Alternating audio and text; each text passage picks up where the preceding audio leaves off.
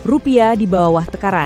Di pertengahan April hingga awal Mei 2026, rupiah tertekan ke level Rp17.410 per dolar AS, titik yang memaksa rapat darurat di Istana Kepresidenan. Bukan hanya Indonesia, seluruh mata uang negara berkembang ikut terguncang oleh badai yang datang dari luar. Apa sesungguhnya yang tengah terjadi di pasar global dan bagaimana Jakarta merespons? Berikut laporan kami. Ada dua kekuatan besar yang menekan rupiah dari luar. Pertama, eskalasi konflik di Timur Tengah yang mendorong harga minyak naik dan memukul kepercayaan pasar. Kedua, dan ini yang lebih teknikal, suku bunga Amerika yang masih tinggi. Yield obligasi pemerintah AS bertenor 10 tahun kini bertengger di 4,47%. Investor global pun ramai-ramai parkir dana mereka di aset dolar yang dianggap lebih aman. Hasilnya, modal keluar dari pasar negara berkembang termasuk Indonesia sebesar 1,7 miliar dolar AS panjang kuartal pertama tahun ini. Nah, kenapa dalam jangka pendek ini ada tekanan-tekanan nilai tukar? Sebabnya ada dua, yaitu ada faktor global dan kemudian pada faktor-faktor musiman. Faktor globalnya apa? Yang menyebabkan tekanan nilai tukar dalam jangka pendek ini adalah satu, harga minyak yang tinggi. Dua, suku bunga Amerika yang juga meningkat tinggi. Yield yield US Treasury 10 tahun sekarang adalah 4,47%. Demikian juga dolar yang menguat. Dan Pak Menko tadi mengatakan terjadinya pelarian modal dari emerging market termasuk Indonesia. Selain tekanan eksternal, ada pula faktor musiman. Kebutuhan devisa untuk repatriasi dividen perusahaan asing, pembayaran utang luar negeri, dan persiapan biaya haji. Semuanya meningkatkan permintaan dolar di saat bersamaan.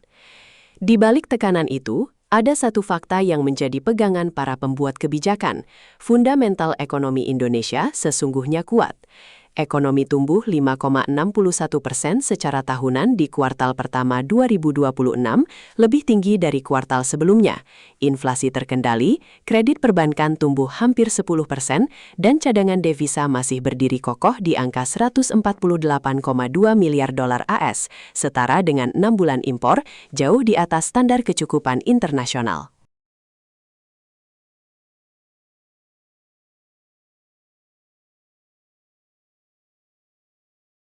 Kondisi perekonomian saat ini yang dari hasil tadi pengumuman BPS di kuartal pertama baik, kita pertumbuhannya di 5,61 dan pertumbuhan ini adalah di antara negara G20 tertinggi. Jadi kita di atas Cina, di atas Singapura, Korea Selatan, Arab, bahkan Amerika. Dan pertumbuhan ini di atas daripada ekspektasi dari berbagai lembaga yang biasanya mereka rata-rata di angka 5,2.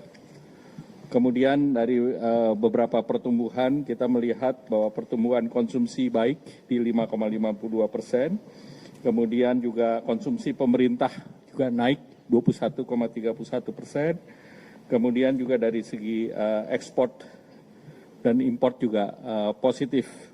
Dari segi lapangan usaha, sektor industri, sektor perdagangan, sektor administrasi pemerintahan, jasa lainnya, dan juga transportasi pergudangan, pertanian, dan konstruksi juga berjalan dengan baik.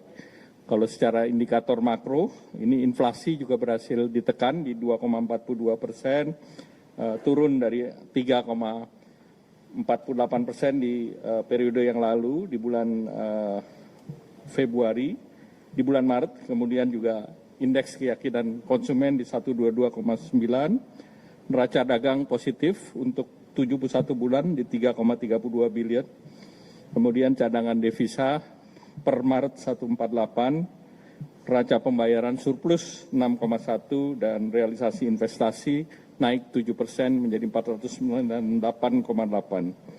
Kemudian kredit growth di 9,49%. Dana pihak ketiga berarti trust dari masyarakat tinggi 13,55%. Dan kemudian tentu beberapa hal yang menjadi perhatian tentu terkait dengan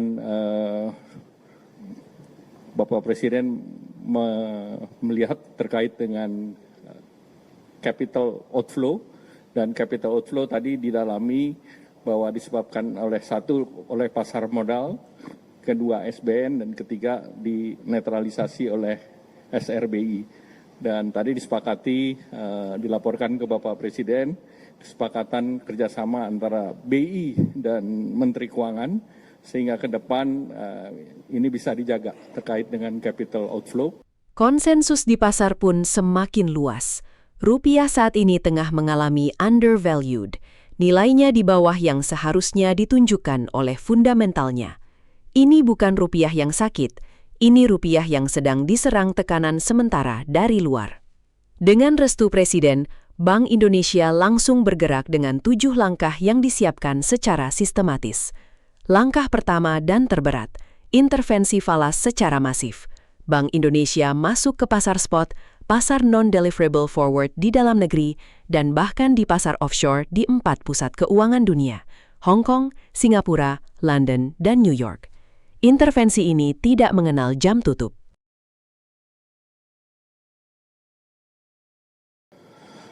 Tadi dibahas dan mendapatkan arahan dari Bapak Presiden mengenai nilai tukar. Berkaitan dengan 2 hal penting mengenai nilai tukar. Bahwa yang pertama nilai tukar sekarang itu undervalue. Undervalue dan ke depan kita yakini akan stabil dan menguat.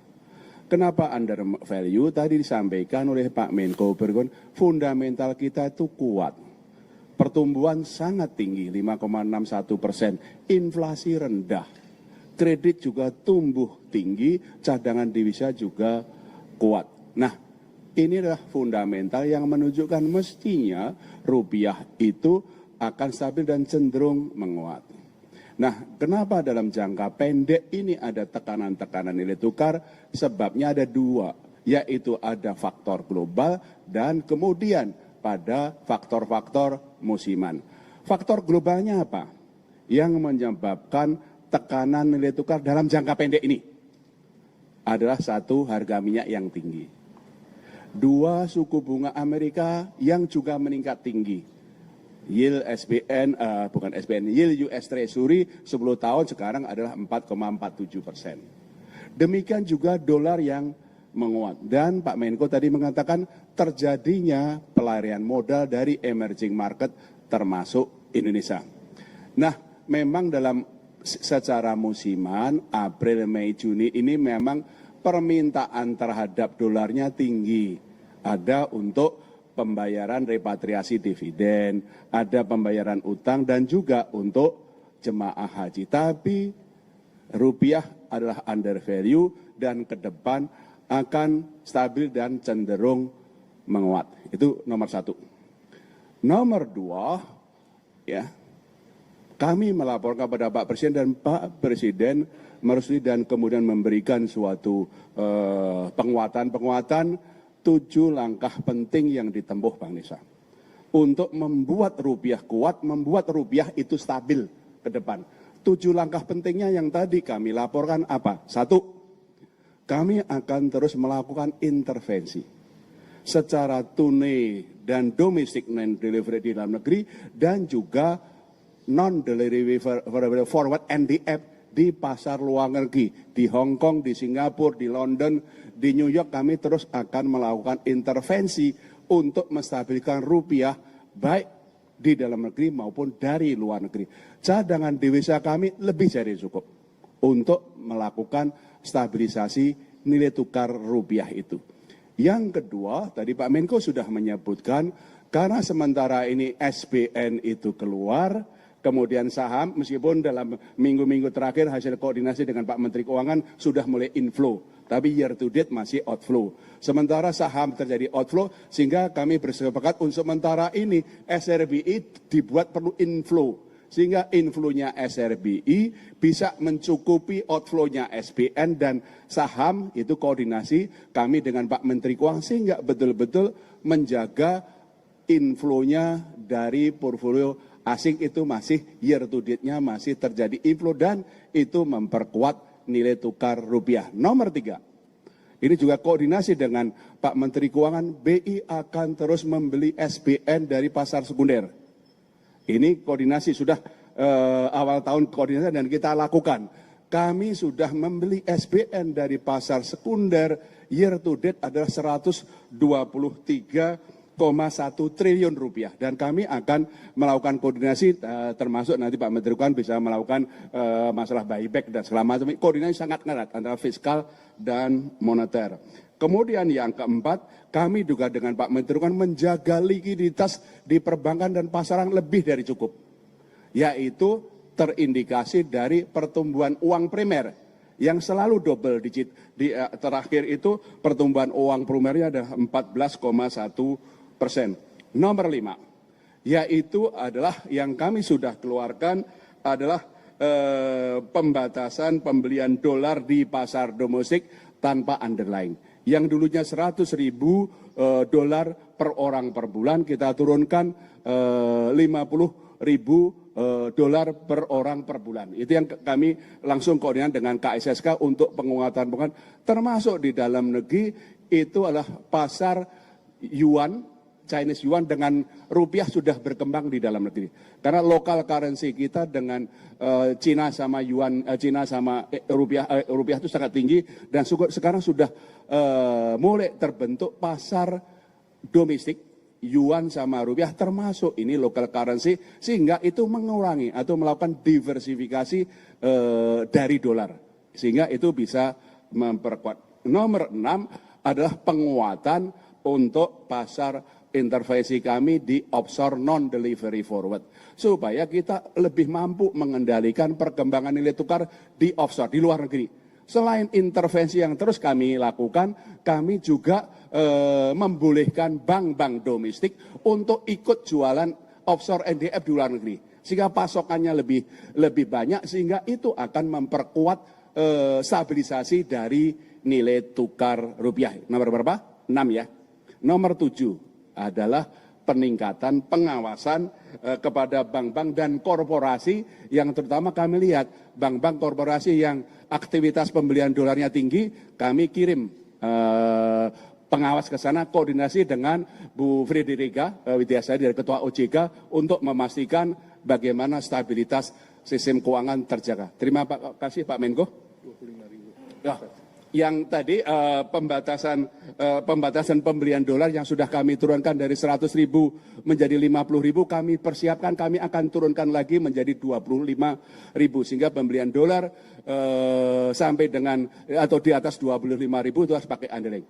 Ya, itu yang kami akan perkuat, ini akan kami perkuat dalam negeri. Pak Menko sudah cukup?